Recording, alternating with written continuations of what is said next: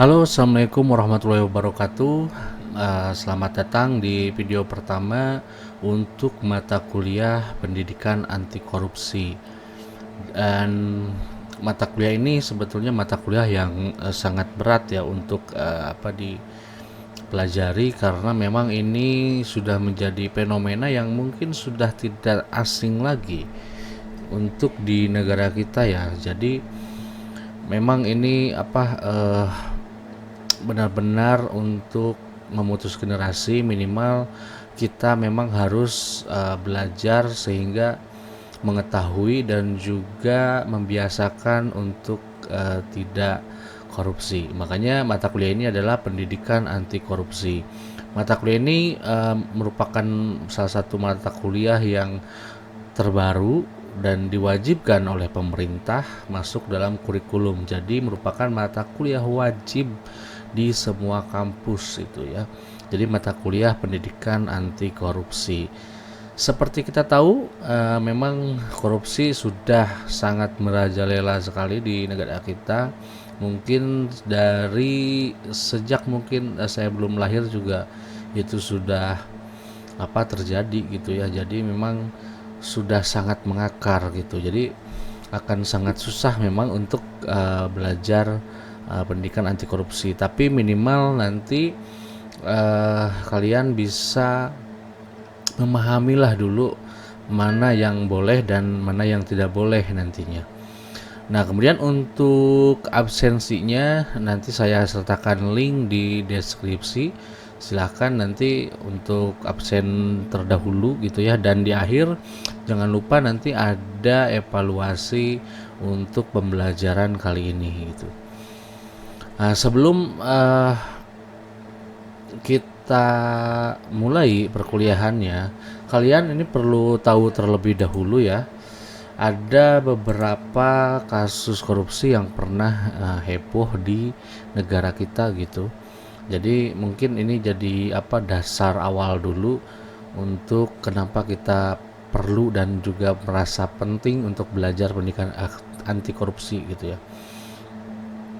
Oke, ini dulu ya, kita lihat dulu beberapa hal yang ini jadi permasalahan ya, kasus korupsi terbesar di Indonesia. Ini saya ambil dari Kompas TV. Nah, ini korupsi yang cukup besar. Oke, ini dari PT Perindo ya. 2021, jadi masih kasus baru ya.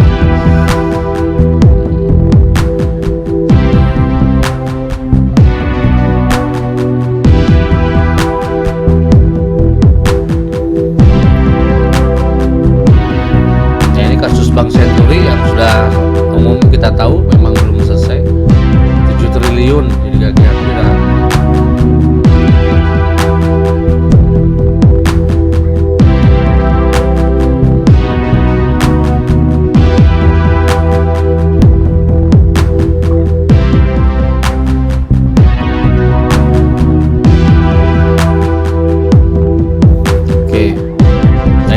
Masih belum selesai.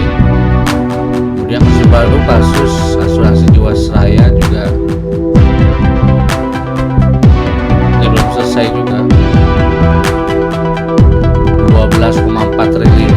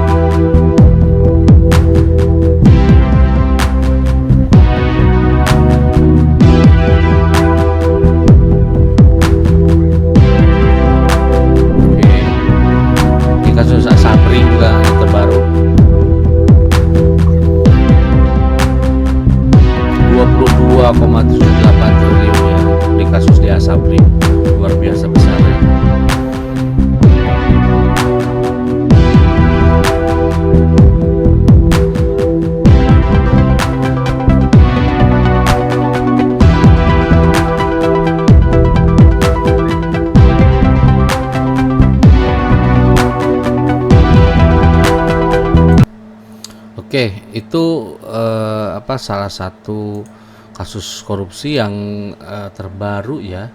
Ini masih di tahun 2021 saja. Ini sudah sangat banyak kasus korupsi yang memang eh, mencuat dan memang mulai diproses, tapi memang masih belum beres. Jangan kan yang baru, yang lama aja masih banyak yang belum beres. Nah, ini juga saya ambil masih dari Kompas TV juga. Ini ada cuplikan kasus korupsi yang eh, sangat besar gitu ya, jumlah nominalnya. Kita saksikan dulu ya. Saudara, Maria Pauline Lumowa adalah satu dari 5 pelaku korupsi dengan nilai jarahan terbesar di Indonesia. Kami hadirkan ini, BNI saudara. 1,7 triliun. Yang pertama adalah Edi Tansil, Ya, pria Edi kelahiran Tansil. Makassar tahun 1953 ini terlibat dalam kasus kredit macet Bapindo dengan nilai jarahan sebesar 9 triliun. 9 triliun Masih belum rupiah. terpecahkan kayaknya.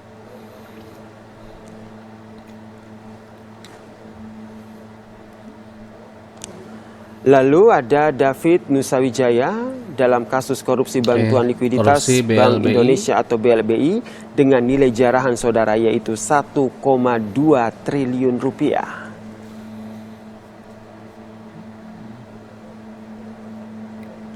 Masih dari kasus korupsi BLBI, yaitu ada Adrian Kiki Aryawan yang membobol bank dengan nilai jarahan 1,5 triliun rupiah. 1,5 triliun. Oke, itu kasus-kasus yang sangat besar. Selanjutnya, saudara, tidak kalah fantastisnya ada nama Eko Adi Putranto. Pria kelahiran Jakarta tahun 1967 ini merampok negara senilai 2,6 triliun rupiah dalam kasus yang sama, yaitu bantuan likuiditas Bank Indonesia atau BLBI.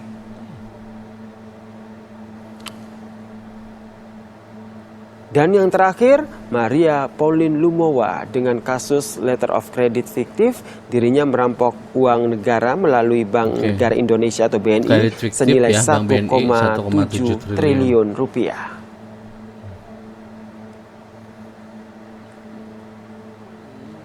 Kami hadirkan biografi dari Maria Pauline Lumowa, lahir 27 Juli 1958 di Paleloan, Minahasa, Sulawesi Utara. Maria menjadi warga negara Belanda sejak tahun 1979. Ia merupakan pemilik dan juga pemimpin dari Gramarindo Group, yang mana perusahaan ini bergerak di bidang ekspor hasil perkebunan, pupuk cair dan juga industri marmer. Produknya sebagian besar diekspor ke negara-negara di benua Afrika seperti Kongo dan juga Kenya. Nah, itu kasus-kasus korupsi yang sangat besar, dan itu memang sampai saat ini kasusnya memang masih sangat rumit ya, jadi belum beres. Nah, makanya kenapa pemerintah mewajibkan untuk mata kuliah pendidikan anti korupsi itu masuk pada kurikulum.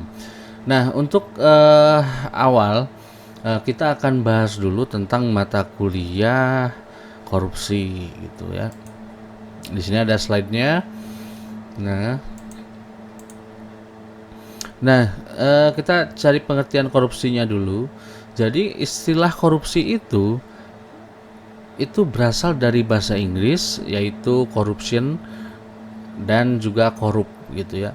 Kemudian dalam bahasa Prancis ya corruption juga, dan dalam bahasa Belanda korupti yang menjadi kata korupsi dalam bahasa Indonesia. Jadi kata korupsi dalam bahasa Indonesia itu memang serapan dari bahasa Belanda, yaitu korupti. Kemudian dalam Kamus Besar Bahasa Indonesia, dijelaskan bahwa istilah korup sendiri itu kata sifat dan korupsi itu kata benda gitu. Jadi korup adalah busuk, rusak atau buruk gitu ya. Intinya sesuatu yang memang buruk lah gitu. Kemudian arti lain korup adalah suka memakai barang, dalam hal ini uang, yang dipercayakan kepadanya, atau bisa juga dapat disogok memakai kekuasaannya untuk kepentingan pribadi. Kemudian mengkorup adalah merusak, menyelewengkan atau menggelapkan barang, dalam hal ini uang juga, milik perusahaan atau negara tempat kerjanya. Selanjutnya, korupsi adalah penyelewengan atau penyalahgunaan uang negara, perusahaan, dan sebagainya untuk keuntungan pribadi atau orang lain. Mengkorupsi adalah menyelewengkan atau menggelapkan uang dan sebagainya. Jadi pada intinya secara definisi itu, korupsi itu ya sesuatu yang memang dia sembunyi-sembunyi, tetapi kata kuncinya adalah dia memperkaya diri sendiri ataupun kelompoknya gitu. Jadi bisa diri sendiri ataupun kelompok itu bisa 2-3 orang atau mungkin dia bisa banyak gitu ya kelompok itu. Kemudian kalau menurut undang-undang, nah ini Undang-Undang Nomor 31 Tahun 99, korupsi adalah tindakan setiap orang yang secara melawan hukum melakukan perbuatan memperkaya diri sendiri atau orang lain atau suatu korporasi. Nah, ini ada korporasi, jadi memang dia bisa lembaga juga yang dapat merugikan keuangan negara atau perekonomian negara. Jadi kalau di undang-undang ini lebih dikhususkan bahwa korupsi itu dia intinya merugikan keuangan negara atau perekonomian negara. Jadi ada dua hal yang menurut undang-undang ini diartikan bahwa itu masuk dalam kategori korupsi, yaitu merugikan keuangan negara atau perekonomian negara. Jadi tidak ke lembaga swasta, di sini tidak tercantum ya kalau di pasal ini. Intinya sih lebih ke negara kerugiannya. Kemudian ada beberapa perspektif dari segi keilmuan tentang korupsi dan anti korupsi gitu ya. Yang pertama itu ada perspektif hukum. Nah, perspektif hukum ini memandang bahwa korupsi merupakan suatu crime atau kejahatan gitu ya. Koruptor adalah penjahat gitu. Dan oleh karenanya yang harus dilakukan oleh pemerintah adalah menindak para koruptor dengan jerat-jerat hukum serta memberantas korupsi dengan memperkuat perangkat hukum. Jadi intinya pemerintah itu harus memperkuat perangkat hukumnya dengan cara memperkuat undang-undang dan juga aparat hukumnya gitu. Itu yang harus dilakukan pemerintah. Jadi memang ini harus dibenahi dulu dari secara dari atas dulu ya, dari pemerintah sendiri, karena memang akan sangat sulit lah gitu ya untuk memberantas korupsi ini. Kemudian dari perspektif hukum ini kemudian melahirkan mata kuliah gitu, mata kuliah untuk anti korupsinya, yaitu hukum pidana korupsi ya, sejenis itulah, dan juga di sejumlah fakultas hukum ya. Jadi kalau untuk yang jurusan hukum itu mata kuliah ini biasanya hukum pidana korupsi gitu dan sejenisnya lah, istilah-istilahnya sih biasanya mungkin tidak sama gitu, tapi intinya sih sama tentang anti korupsi gitu. Itu yang perspektif hukum. Kemudian yang kedua itu ada perspektif politik gitu ya. Karena kita tidak bisa mengelak bahwa kasus korupsi yang besar-besar itu ya dari sisi politik gitu ya. Makanya perspektif politik memandang bahwa korupsi cenderung terjadi di ranah politik. Dan ya kita saksikan semua tadi di video yang awal juga sudah ditayangkan, khususnya korupsi yang besar dilakukan oleh para politisi yang menyalahgunakan kekuasaan mereka dalam birokrasi. Kemudian perspektif politik ini melahirkan mata kuliah semacam korupsi birokrasi atau korupsi politik di sejumlah fakultas ilmu politik ya, atau di sejenisnya gitu. Makanya mata kuliah ini istilahnya bisa beda-beda di setiap kampus gitu. Selanjutnya ada perspektif sosiologi. Nah, di perspektif sosiologi ini dia memandang bahwa korupsi adalah sesuatu masalah sosial, masalah institusional, dan masalah struktural. Korupsi terjadi di semua sektor dan dilakukan oleh sebagian besar lapisan masyarakat, maka dianggap sebagai penyakit sosial. Nah, ini lebih darurat lagi ya kalau dari sudut pandang sosiologi, karena dianggap korupsi itu merupakan penyakit sosial. Artinya ini juga menganggap bahwa dari perspektif sosiologi ini bahwa memang korupsi di negara kita sudah mendarah daging gitu. Kemudian perspektif sosiologi juga melahirkan mata kuliah sosiologi korupsi di sejumlah program studi sosiologi ataupun di Fakultas Ilmu Sosial.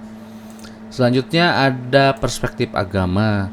Nah, perspektif agama memandang bahwa korupsi terjadi sebagai dampak dari lemahnya nilai-nilai agama dalam diri individu. Kemudian upaya yang dilakukan adalah memperkokoh internalisasi nilai-nilai keagamaan dalam diri individu dan masyarakat untuk mencegah tindak korupsi kecil, apalagi korupsi besar. Kemudian perspektif ini melahirkan mata kuliah korupsi dan agama di sejumlah fakultas filsafat ataupun agama gitu ya. Nah, itu perspektif bidang ilmu ya, keilmuan tentang korupsi dan juga anti korupsi. Meskipun memang agak susah ya untuk menjelaskan bagaimana apakah itu dari sisi agama karena lemahnya keimanan atau nilai keagamaannya atau seperti apa, karena faktanya memang korupsi ini tidak pilih-pilih gitu. Jadi mungkin orang yang menurut kita paham secara agama itu misalnya nilainya sudah sangat oke, tetapi juga tetap melakukan korupsi. Nah, ini juga harus dilihat dari sisi peluang dan juga regulasi yang terus berubah gitu ya. Jadi regulasi yang berubah yang awalnya mungkin bisa boleh, tetapi kemudian berubah, kemudian tidak boleh. Nah, itu juga terjadi di banyak kasus korupsi yang sudah ditangkap KPK karena sejak kebijakan di awal itu sebetulnya tidak termasuk korupsi, tetapi pas peraturannya berubah itu termasuk korupsi. Jadi tidak selalu dia yang menikmati uangnya gitu ya. Kemudian apa sih sebetulnya tujuan mata kuliah anti korupsi ini? Nah, ini ada 3 poin ya yang saya dapat dari ini. Materinya sebetulnya seragam untuk mata kuliah ini gitu ya. Jadi mata kuliah anti korupsi ini tidak berlandaskan pada salah satu perspektif keilmuan secara khusus. Memang betul karena ini bersifatnya sangat kompleks dan dia interdisipliner ilmu gitu. Jadi dimensinya sangat luas, bahkan mungkin bisa ke semua ilmu, baik itu kesehatan, kemudian ketahanan misalkan, kemudian sosial, agama, segala macam dan lain-lainnya gitu ya. Jadi mata kuliah ini itu memang tidak terpaku pada satu perspektif bidang ilmu gitu. Jadi tadi yang dijelaskan itu hanya perspektif keilmuan yang contoh saja gitu, beberapa. Sebetulnya semua keilmuan, bidang keilmuan itu perlu untuk belajar mata kuliah anti korupsi gitu, karena korupsi itu terjadi di semua bidang ilmu ya, di segmen-segmen keilmuan itu gitu. Kemudian mata kuliah ini lebih menekankan pada pembangunan karakter anti korupsi pada diri individu mahasiswa. Nah, ini minimal kalian mahasiswa itu saat ini belajar tentang korupsi. Jadi tahu dulu mana yang dikategorikan korupsi ataupun tidak, kemudian mana yang boleh dan juga tidak boleh. Nah, pembiasaan ini atau karakternya dibangun untuk agar tidak terjebak pada kasus korupsi dan membentuk kepribadian diri pribadi gitu ya, membangun semangat gitu ya. Intinya sih mahasiswa itu kan agen perubahan. Nah, ini yang diharapkan oleh negara ini bisa bebas dan juga bersih dari ancaman korupsi, minimal sih untuk generasi selanjutnya. Jadi ini memang memutus generasi yang sudah sangat masif dan mengakar korupsinya untuk masa depan yang lebih bersih gitu. Itu tujuan utama mata kuliah ini. Kemudian standar kompetensinya, nah ini ada 4 sebetulnya, ada 3 ya. Mahasiswa mampu mencegah dirinya sendiri agar tidak melakukan tindak korupsi, nah itu minimal itu. Kemudian mahasiswa mampu mencegah orang lain agar tidak melakukan tindak korupsi dengan cara memberikan peringatan orang tersebut. Jadi kalau misalnya melihat gitu ya, kalian mahasiswa melihat, oh ini tindakan rawan korupsi nih gitu, maka punya peranan untuk mahasiswa itu untuk memberikan peringatan lah agar jangan sampai terjerat korupsi gitu. Kemudian yang terakhir, mahasiswa mampu mendeteksi adanya atau tidaknya kasus korupsi. Nah, kalau ada maka laporkan kepada penegak hukum. Nah, ini juga pelaporan korupsi ini akan sangat susah juga sebetulnya. Makanya di generasi selanjutnya ini diharapkan ini sudah menjadi kultur yang baru gitu ya, sehingga tidak aneh lagi ketika ada orang yang melaporkan kepada penegak hukum tentang kasus korupsi gitu. Nah, kompetensi individual dimulai dari mahasiswa ini memiliki perspektif negatif mengenai korupsi. Jadi sudah memang ini brainwash, saya bilang brainwash tentang bahwa kalian mahasiswa itu akan menentang korupsi. Artinya ketika mendengar kata korupsi itu negatif gitu ya. Jadi udah kecucinya bahwa korupsi itu pasti negatif gitu. Kemudian membangun persepsi positif mengenai anti korupsi gitu ya. Nah, ini untuk membangun kesadaran di mahasiswa gitu ya. Pada akhirnya memang diharapkan mahasiswa itu dia memiliki sikap anti korupsi dalam bentuk apapun gitu, baik kecil maupun besar gitu ya. Kemudian diharapkan juga sikap anti korupsi dari kalian mahasiswa itu tertular kepada lingkungannya gitu, baik lingkungan keluarga, lingkungan masyarakatnya, sehingga ini memang jadi ya tadi di awal agen of change itu ya, agen perubahan gitu, memang ada di pangkuan mahasiswa untuk saat ini. Kemudian kompetensi selanjutnya adalah mahasiswa mampu mendeteksi adanya suatu tindakan korupsi. Jadi sebelum terjadinya kasus korupsi, diharapkan sih mahasiswa mampu mendeteksi dulu gitu. Oh ini misalnya rawan untuk terjadi korupsi. Nah, itu harus diingatkan agar dikawal dari segi peraturan dan pelaksanaannya gitu, agar tidak sampai terjadi kasus korupsi. Nah, itu untuk pengantar mata kuliah pendidikan anti korupsi. Untuk di pertemuan pertama mungkin cukup dulu gitu ya untuk saat ini. Jangan lupa yang belum absen silahkan absen, linknya saya cantumkan di deskripsi. Kemudian jangan lupa juga saya akan share link evaluasi untuk pertemuan pertama kali ini. Mudah-mudahan bermanfaat. Wallahumma biqil afwa mitorik. Wassalamualaikum warahmatullahi wabarakatuh.